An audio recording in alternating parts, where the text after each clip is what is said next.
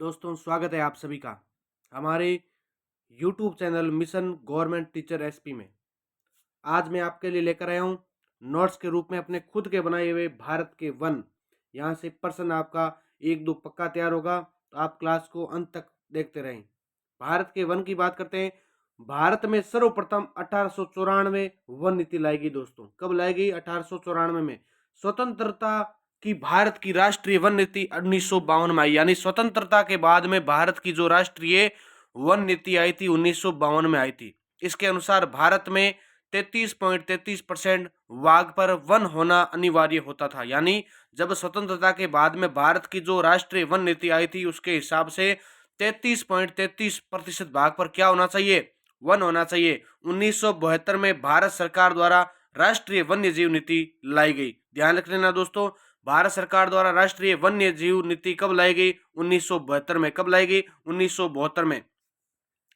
Sweden की राजधानी Stockholm में 1972 में विश्व का प्रथम पर्यावरण सम्मेलन का आयोजित किया गया। ये बात भी बहुत इंपॉर्टेंट है, ध्यान रख लेना। जो स्वीडन है अपना, उसकी राजधानी स्टॉकहोम है, वहां पर 1972 में विश्व का प्रथम सम्मेलन पर्यावरण सम्मेलन आयोजित हुआ था। ये बात आपको याद रख लेनी है।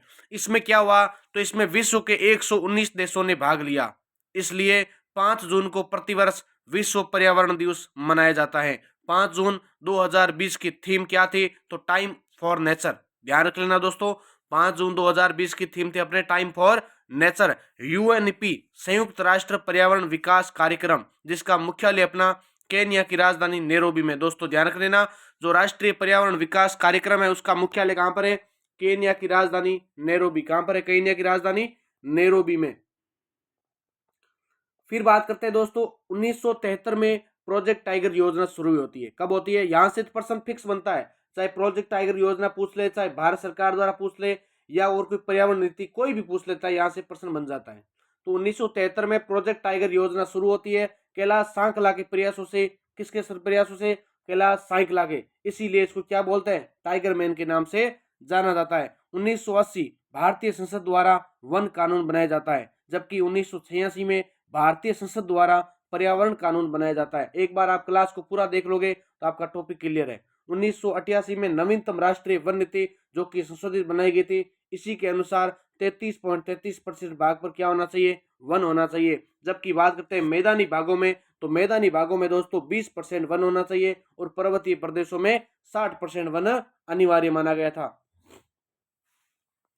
फिर बात करते हैं दोस्तों वन महोत्सव। हेडलाइन दिया रखा है, एक्स्ट्रा पॉइंट है। वन महोत्सव अपने 1 जुलाई से 7 जुलाई को बनाया जाता है, जबकि 1950 में के एम मुंशी द्वारा शुरू किया गया। ध्यान रख लेना, एक एक फैक्ट ध्यान से रखने वाली है कि वन महोत्सव 1 से 7 जुलाई है, जबकि 1950 में के एम मुंशी द्वारा ये शुरू किया गया। वन्य जीव महोत्सव की बात करते हैं, ये अपना 1 से 7 अक्टूबर है। कब है? 1 से 7 अक्टूबर। बात करते हैं चिपको आंदोलन की। कौन सा आंदोलन? चिपको आंदोलन वन से संबंधित है, तो इसकी भी बात करना बहुत जरूरी है। चिपको आंदोलन प्रमुख नेता अपने सुंदरलाल बहुगुणा। दोस्तों कौन था? सुंदरलाल बहुगुणा और गोरा देवी। उत्तराखंड में वन काटने के लिए विरुद्ध ये कानून आंदोलन हुआ था। ध्यान रख लेना दोस्तों, चिपको आंदोलन अपने उत्तराखंड में वन काटने के विरुद्ध में ये कानून हुआ था, जिसके प्रमुख नेता अपने सुंदरलाल बहुगुणा और गोरा देवी थी। फिर एक आंदोलन होता है अपना अपिको आंदोलन। कौन सा आंदोलन? अपिको आंदोलन, जो कि 1983 में पांडुरंग हेगड़े की अध्यक्षता में आंदोलन चला, और ये कर्नाटक से संबंधित है। इसका शाब्दिक अर्थ क्या होता है? अपिको का शाब्दिक अर्थ होता है बाहों में भर लेना, यानी पेड़ों को अपने बाहों में भर लिया, और ये कर्नाटक से संबंधित है। ये दोनों आंदोलन आपके लिए बहुत आवश्यक है। फिर बात करते हैं दोस्तों वन रिपोर्ट 2021 की। किसकी बात करते हैं? वन रिपोर्ट 2021 की।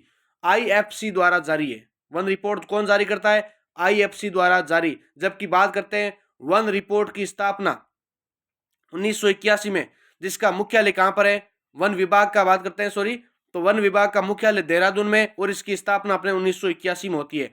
प्रथम वन रिपोर्ट प्रकाशित अपने 1987 में हुई, और ये प्रति वर्ष 2 वर्ष में प्रकाशित करवाता है। यानी जो वन विभाग है प्रति वर्ष 2 सालों में रिपोर्ट करवाता है। अब की बार भी आया होगा शायद 2023-24 का या 25 का आ गया वन रिपोर्ट, तो मैं आपको अलग से करवा दूंगा। और फिर बात करते हैं भारतीय वानस्पतिक सर्वेक्षण विभाग। भारतीय वानस्पतिक सर्वेक्षण विभाग, तो ये अप आर आई, जिसकी स्थापना 1890 में हुई। इसका मुख्यालय अपने दोस्तों कोलकाता में है। यानी जो भारतीय वानस्पतिक सर्वेक्षण विभाग है उसका मुख्यालय कोलकाता में। वानस्पतिक सर्वेक्षण संसाधनों की पहचान करता है। वानस्पतिक क्या करता है? सर्वेक्षण, पहचान, संसाधनों की पहचान करता है। 17वीं वन रिपोर्ट स्थिति कब है? 2021 की। कब की है?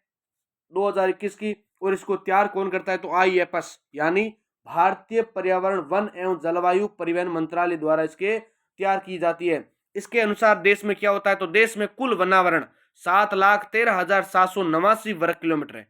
देश में कुल वनावरण कितना है? 7,13,789 वर्ग किलोमीटर। दोस्तों ध्यान रखना आंकड़ा, भौगोलिक क्षेत्र का 21.71%, 21.71%। अति सघन वन कितने? तो अति सघन वन अपने 99,779 वर्ग किलोमीटर, जो कि अपने देश का वन भाग का 3.4% है।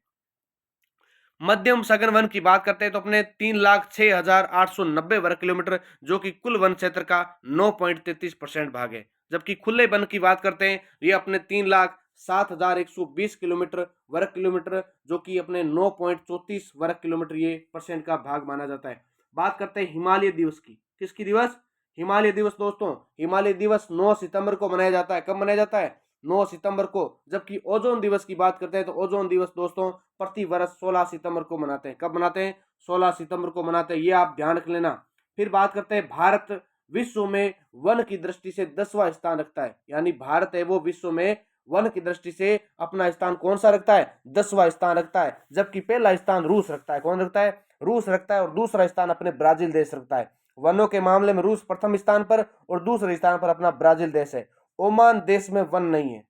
ये फैक्ट ऐसा है, बहुत ध्यान रखने वाला फैक्ट है, इसको ध्यान से देखने। ओमान एक ऐसा देश है जहां पर किसी प्रकार का वन नहीं है। और प्रतिशत की दृष्टि से सर्वाधिक वन आपकी बात करते हैं तो सूरीनाम में। कहां पर है? सूरीनाम में। फिर बात करते हैं भारत में वन सर्वाधिक।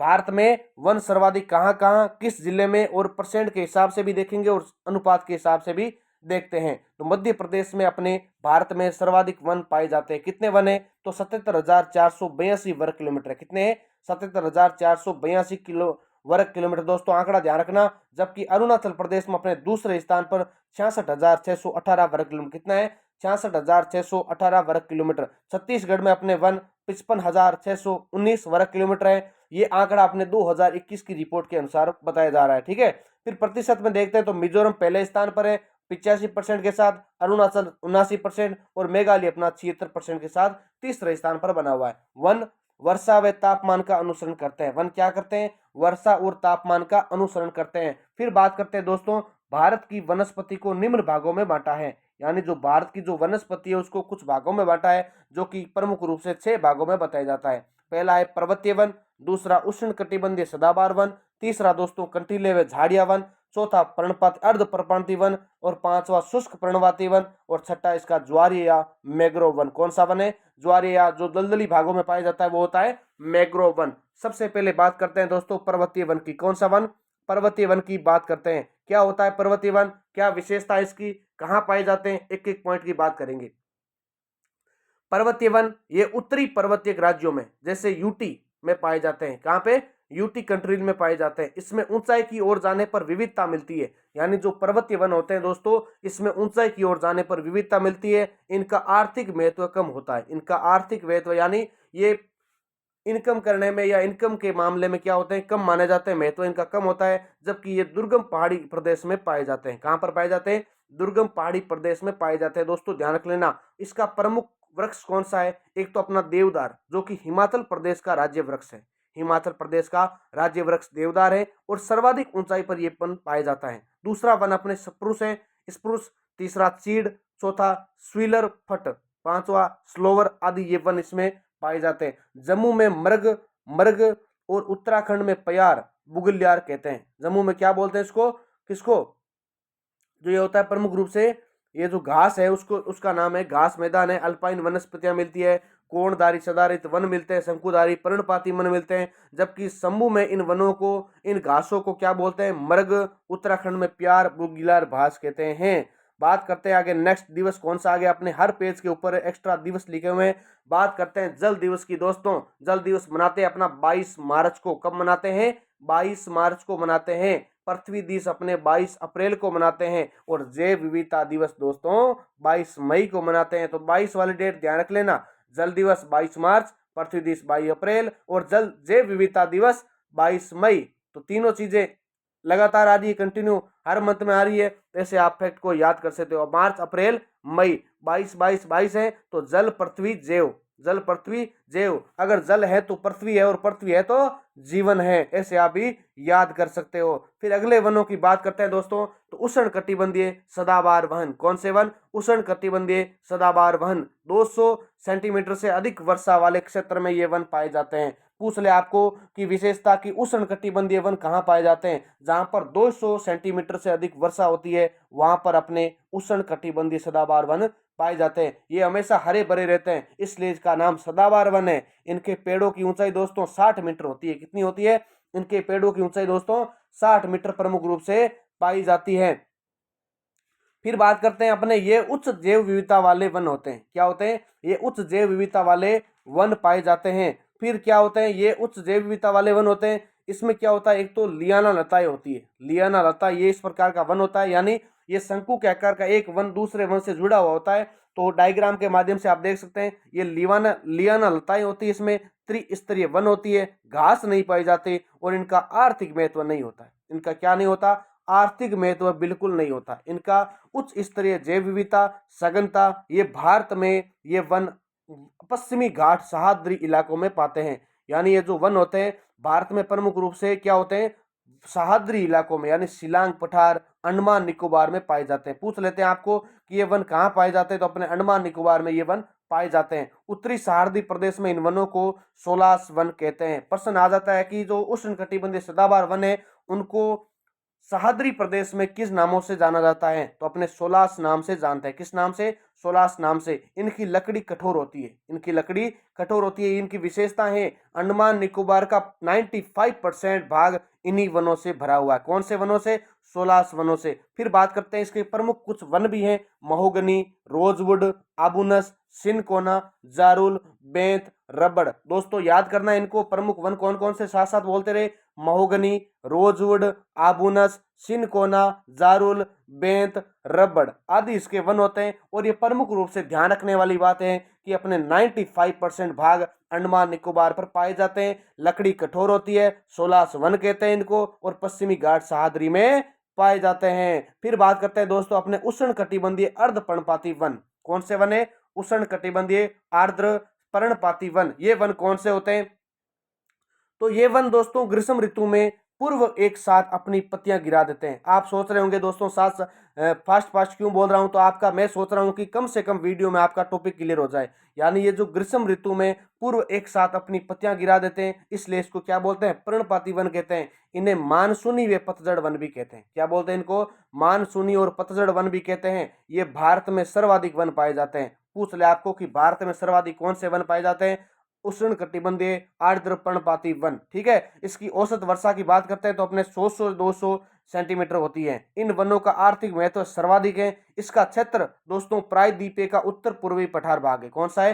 प्रायद्वीपीय का उत्तर पूर्वी पठार भाग। शिवालिक के सारे भाबर व लड़ाई क्षेत्र, तराई क्षेत्र में ये वन होते हैं। और उष्ण कटिबंधीय आर्द्र पर्णपाती वन सर्वाधिक अपने मध्य प्रदेश में पाए जाते हैं। फिर बात करते हैं कौन सा दिवस आ गया? अगला आ गया विश्व वन दिवस। कौन सा दिवस? विश्व वन दिवस अपना मार्च 21 मार्च। कौन सा मार्च? 21 मार्च। जबकि बात करते हैं विश्व पर्यावरण दिवस, तो विश्व पर्यावरण दिवस सभी जानते हैं कब मनाते हैं? 5 जून को मनाते हैं। कब मनाते हैं? 5 जून को प्रमुख रूप से ये मनाते हैं।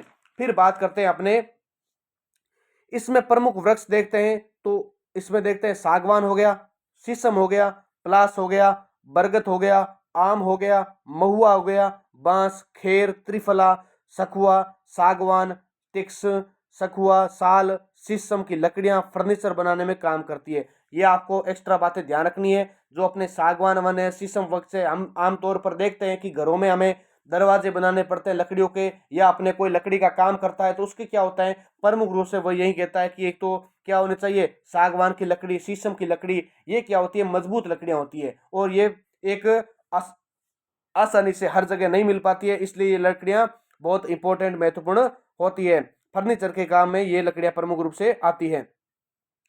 रेल के स्लीपर बनाने में सखुआ लकड़ी का प्रयोग होता है। ये आपको पॉइंट याद रख लेना है, 2-3 बार बोलोगे तो याद हो जाएगा। साथ साथ बोले, रेल के स्लीपर बनाने में सखुआ लकड़ी का प्रयोग होता है। मैं आपको याद करवा दूंगा पॉइंट, आप मेरे यूट्यूब चैनल को सब्सक्राइब कर लें, मिशन गवर्नमेंट टीचर एसपी में, ठीक है। फिर सागवान, तो सागवान अपने सर्वाधिक मध्य प्रदेश में होता है, सागवान सर्वाधिक मध्य प्रदेश में। जबकि पलाश की बात करते हैं तो पलाश सर्वाधिक मध्य प्रदेश और उत्तर प्रदेश में होता है। कहां पर होता है? मध्य प्रदेश और उत्तर प्रदेश में अपने कौन सा होता है? पलाश होता है। और इसे उत्तर जंगल की आग भी कहते हैं। क्या बोलते हैं इसको? जंगल की आग भी कहते हैं। और ये इसका वैज्ञानिक नाम क्या है? तो व्यूर्सिया मोनो। क्या नाम है? व्यूर्सिया मोनो इसका वैज्ञानिक नाम है। क्या नाम है? वैज्ञानिक नाम है। फिर बात करते हैं तेंदू की दोस्तों। तेंदू क्या है? इसके पत्तों से बीड़ी बनाई जाती है और ये 1974 में राष्ट्रीयकरण देश ने सरकार ने कर लिया और ये सर्वाधिक अपने मध्य प्रदेश में पाया जाता है। यानी जो तेंदू का पेड़ है वो सर्वाधिक एमपी में पाया जाता है, मध्य प्रदेश में। महुआ की बात करते हैं तो आदिवासियों का कल्प वृक्ष है। महुआ पेड़ है, वृक्ष है, आदिवासियों का कल्प वृक्ष है। इसका वैज्ञानिक नाम मधुका लोगोफेलिया है। क्या नाम है इसका? मधुका लोगोफेलिया है। इससे क्या बनाई जाती है दोस्तों? इससे शराब बनाई जाती है। महुआ वृक्ष से अपने शराब बनाई जाती है, ये आपको ध्यान रख लेना है। फिर बात करते हैं चंदन की। चंदन, तो चंदन की बात कर लेते हैं। चंदन की इसकी लकड़ी अत्यधिक मूल्यवान होती है, ये बात आपको पता ही होगी। चंदन की लकड़ी अपने नॉर्मल भाषा में काम लेते रहते हैं। चंदन है, इसकी लकड़ी अत्यधिक क्या होती है? मूल्यवान, पैसों वाली होती है। और ये सर्वाधिक अपने कर्नाटक में पाई जाती है, क्योंकि आपको पता है मूल्यवान चीजें तो कर्नाटक में मिलती है। कोलार की खान सोना, सोना की खान कहाँ पर है? अपने कोलार कर्नाटक में। और चंदन मूल्यवान है तो मूल्यवान चंदन भी कहाँ हो गया? कर्नाटक में हो गया। फिर बात करते हैं आम की। सर्वाधिक आम अपने उत्तर प्रदेश में पाए जाते हैं। दोस्तों ध्यान रख लेना, सर्वाधिक आम कहां पर पेड़ है? आम है सर्वाधिक उत्तर प्रदेश में। आगे देखो दोस्तों, यूकेलिप्टस, ये पर्यावरण का दुश्मन है। क्या है? पर्यावरण का दुश्मन है। विश्व में सर्वाधिक ऑस्ट्रेलिया में पाया जाता है। यूकेलिप्टस सर्वाधिक विश्व में ऑस्ट्रेलिया में पाया जाता है। फिर बात करते हैं अगले वनों के प्रकार में, मरुस्थलीय वन। कौन से वन? मरुस्थलीय वनों की बात करते हैं तो कम वर्षा और उच्च तापमान के कारण ये वन कंटीले व मोटी छाल व झाड़ियों में बदल जाते हैं। क्या होता है? इन वनों को एक तो कम वर्षा मिलती है, उच्च तापमान मिलता है, तावड़ो घणो पड़े बटे, और मैं वे कम बटे हमारी भाषा में, ठीक है। बे कहीं वे बे ज्यादा वृक्ष जिक कंटीला हो जाए और मोटी छाल वाला हो जाए, ठीक है, तो झाड़ी में बदल जाते हैं। इस प्रकार के वनों को जीरो फाइट कहते हैं। प्रश्न आ जाए जीरो फाइट किस वनों को कहते हैं? आपका उत्तर होना चाहिए मरुस्थलीय वन। किसको कहते हैं? मरुस्थलीय वन कहते हैं। और इस वनों को मरुदबिद भी कहते हैं। याद रख लेना, अपना जो खेजड़ी है, ये अपने बोल्टी है, ये सब किस में आते हैं? ये सब किंकर है, ये सब मरुदबिद में आते हैं, ठीक है। फिर ये 70 सेंटीमीटर वार्षिक कम वर्षा में भी होते हैं। और गुजरात से लेकर राजस्थान व पश्चिम दक्षिण पंजाब का भाग प्रमुख रूप से मरुस्थलीय वनों का होता है। और मध्य प्रदेश के इंदौर से आंध्र प्रदेश के कुर्नूल तक के पठार में अर्धचंद्राकार पेटी में मिलते हैं। ध्यान रख लेना, प्रश्न आ जाता है कि मध्य प्रदेश के इंदौर से आंध्र के कुर्नूल तक के पठार के भाग में निम्न में से कौन से वन पाए जाते हैं? तो आपको ध्यान रख लेना है अर्धचंद्राकार पेटी वाले वन। कौन से? अर्धचंद्राकार पेटी वाले वन हमने पाए जाते हैं। फिर बात करते हैं अगला दिवस। कौन सा दिवस आ गया? विश्व धरोहर दिवस 18 अप्रैल को मनाते हैं। कब मनाते हैं? 18 अप्रैल। ध्यान रख लेना। खेजड़ली दिवस, खेजड़ली दिवस अपना जोधपुर ग्रामीण खेजड़ली गांव कब आता है? 12 सितंबर को मनाते हैं। कब मनाते हैं दोस्तों? 12 सितंबर को। मरुदबिद की बात करते हैं, कौन कौन से वन आते हैं? तो इसमें प्रमुख वृक्ष आते हैं अपने नागफणी। कौन सा? नागफणी, केक्टस, खेजड़ी, केर, रोइडा, कुन्नर, बबुल आदि। ये सब क्या होते हैं? कुमर हो गया, बबुल हो गया, कैक्टस हो गया, खेजड़ी हो गया, केर हो गया, रोइडा का पेड़ हो गया, और अपने नागफणी होगी। ये सब किस में आते हैं? मरुदबिद में, मरुस्थलीय वन में अपने पाए जाते हैं। इन वनों का छाया की दृष्टि से, यानी जो वन है कौन से? मरुदबिद वाले, मरुस्थलीय वन वाले, इनका महत्व प्रमुख रूप से किस में होता है? छाया के रूप में, या छाया की दृष्टि से अधिक महत्व माना जाता है। क्यों पाया जाता है दोस्तों? तो बता देता हूं। मरुस्थल है तो मरुस्थल में धूप ज्यादा होती है, तावड़ा घना पड़े बटे, मैं हुए कम बटे, जन काई करे लोग काम करता करता थके, जन काई करे बे खेलडी नीचे जार बैठे या किंकर नीचे जार बैठे, उनको क्या देते? ये सुकून का काम करते हैं। अपनी भाषा में बता रहा हूं, अगर समझ में नहीं आ रहा तो आप देख लेना। फिर बात करते हैं अपने ज्वारीय या मैग्रोव वन। कौन से वन? ज्वारीय या मैग्रोव वन। ये वन क्या होते हैं? इन्हें वेलांचली वन कहते हैं। ये प्रश्न यहां से याद कर लेना। निम्न में से कौन से वनों को वेलांचली वन कहते हैं? तो अपने ज्वारीय या मैग्रोव वन को वेलांचली वन कहते हैं। ये तटीय प्रदेशों में पाए जाते हैं। तटीय किसका? मतलब जो समुद्र के इलाकों का, नदियों के जो तट का भाग होता है, जहां पर दलदली क्षेत्र होता है, वहां पर अपने ज्वारीय या मैग्रोव वन पाए जाते हैं, ये याद रख लेना, ठीक है। सामान्यतः मीठा पानी और नदियों व सागर में खारा पानी में पाए जाते हैं, और ये गंगा, गोदावरी, कृष्णा नदियां डेल्टाई भाग में पाए जाते हैं। ध्यान रख लेना दोस्तों, जो अपने ज्वारीय और मैग्रोव वन है, ये गंगा हो गया, गोदावरी, कृष्णा नदियों, डेल्टी आदि भाग में पाए जाते हैं। इन वनों का सर्वाधिक जो भाग है, सुंदरवन डेल्टा भाग में पाते हैं। सुंदरवन डेल्टा कहां पर है? तो पश्चिम बंगाल में। यानी डेल्टा क्या होता है? कुछ नदियां मिलकर क्या करती है? डेल्टा का निर्माण करती है। क्या करती है? डेल्टा का अपना एस्टुरिया निर्माण करती है वहां पर, जिसको बोलते हैं डेल्टा। तो क्या बोलते हैं? सुंदरवन डेल्टा भाग में सबसे ज्यादा क्या मिलती है? यहाँ पर अपने ये मैग्रोव वन पाए जाते हैं। इनकी इनकी प्रमुख वनस्पति कौन सी है दोस्तों? तो मैग्रोव हो गई, सुंदरी हो गई, केजुरीना आदि नारियल, ये वन समुद्री कटाव को रोकते हैं। दोस्तों ध्यान रख लेना, ये जो वन है समुद्री कटाव को रोकते हैं, और लकड़ियां जल में गलती नहीं है। लकड़ियां जल में क्या नहीं गलती है? गलती नहीं है। फिर बात करते हैं दोस्तों वनों का वैधानिक वर्गीकरण। वनों का ये तो हमने देखा प्रमुख रूप से धरातलीय वर्गीकरण। अब बात करते हैं अपने वैधानिक वर्गीकरण। तो वैधानिक वर्गीकरण में बात करते हैं, ये सब आंकड़े अपने एनसीईआरटी की जो बुक है कक्षा 6, 7, 8, जो आरबीएससी की राजस्थान बोर्ड के द्वारा अपने जो ये होती है राजस्थान अध्ययन वाली बुक है, इसमें भी ये सब दिया हुआ है, ठीक है। तो ध्यान से आप वहां से भी पढ़ सकते हैं, और मेरे इस नोट्स की पीडीएफ मैं टेलीग्राम के चैनल पर आपको दे दूंगा। सबसे पहला बात करते हैं वैधानिक वर्गीकरण में, तो आरक्षित वन। पहला वन कौन सा हो गया? आरक्षित वन। आरक्षित वन कौन से होते हैं? वह वन प्रदेश जहां समस्त प्रकार की मानवीय गतिविधियों को पूर्ण रूप से प्रतिबंधित किया जाता है। यानी वहां पर ना तो हम जा सकते हैं, ना पर इस लकड़ी का प्रयोग कर सकते हैं। ये क्या होती है? आरक्षित वन वाली जमीन सारी सरकार के अंडर में होती है। किसके अंडर होती है? सरकार के अंडर में होती है, आम भाषा में हम समझे तो। और ये कुल वनों का अपने 56% भाग होता है। यानी जो 56% भाग है उस पर केवल सरकार का नियंत्रण है। सरकार वहां आ जा सकती है, अगर सरकार ना हम उससे अनुमति ले सकते हैं, बल्कि हम कुछ नहीं कर सकते, बल्कि ये सरकार का अधिकार होता है। दूसरा भाग होता है अपना संरक्षित वन। कौन सा वन होता है? संरक्षित वन का होता है दूसरा भाग। दूसरा वन संरक्षित वन का कुछ मानवीय क्रियाकलापों को छूट हो जाती है, जबकि 27% भाग है वो अपने संरक्षित वन के अंदर आते हैं। तीसरा अपने वर्गीकृत भाग किसका है? तो अपने है अवर्गीकृत वन। कौन सा वन है? अवर्गीकृत वन। अवर्गीकृत वन में 17% जो कि आरक्षित और रक्षित में सम्मिलित न हो, जबकि ये प्रशासनिक वर्गीकरण इसका राजकीय वन, सामुदायिक वन, व्यक्तिगत वन ये होते हैं। तो दोस्तों हमने इस क्लास में क्या बात की? हमने वनों के बारे में संपूर्ण बात की। कौन कौन से वन होते हैं, कौन कौन से इसके प्रकार होते हैं, वैधानिक दृष्टि से, धरातलीय आधार पर हमने एक एक पॉइंट को बात किया, ठीक है। इसमें जितने प्रश्न बनते हैं अपने, चाहे रीट का एग्जाम हो जाए, चाहे सेकंड ग्रेड एग्जाम हो, चाहे आरएस का कोई भी, चाहे राजस्थान का, स्टेट का कोई भी अगर एग्जाम है, और जहां से भारत का भूगोल नामक टॉपिक दिया हुआ है, और वहां पर अगर वन टॉपिक दे रखा है, तो यहाँ से निश्चित रूप से आपको प्रश्न प्राप्त होंगे। तो आप इस क्लास को निरंतर देखें, ताकि आपको यहाँ से प्रश्न गलत नहीं हो। नेक्स्ट क्लास में हम नए टॉपिक के रूप में मिलेंगे। इस क्लास को आप लाइक करें, कमेंट करें, अगर आपको अच्छी लगती है तो चैनल को सब्सक्राइब जरूर करें। जय हिंद, जय भारत।